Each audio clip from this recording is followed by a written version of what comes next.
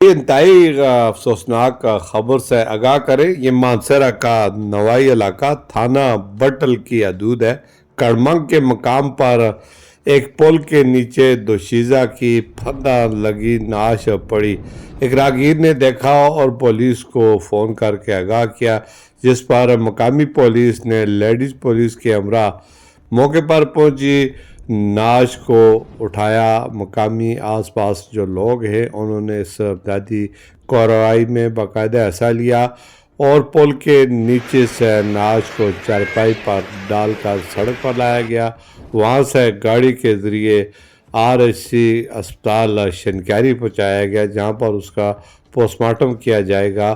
دوشیزہ کی پھندہ لگی ہوئی نعش کی شناخت ابھی تک نہیں ہو سکی، تاہم شناخت کے لیے دوشیزہ کی فوٹوز وغیرہ نشر کر دی گئی ہیں اور اطلاع بھی آس پاس دے دی گئی ہے کہ جو کوئی اس کو جانتا ہو شناخت میں مدد دے۔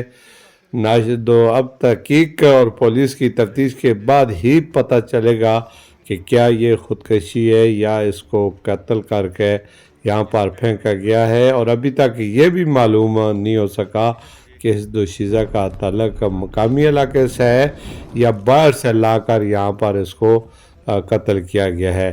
اس قتل کی باقاعدہ تفتیش کی جا رہی ہے۔ دوشیزہ کی پھندہ لگی نعش کو یہ کڑمنگ کے قریب ایک برساتی نالے اور پل کے نیچے سے اٹھایا گیا ہے۔ مقامی پولیس ہمراہ میر افضل گلزار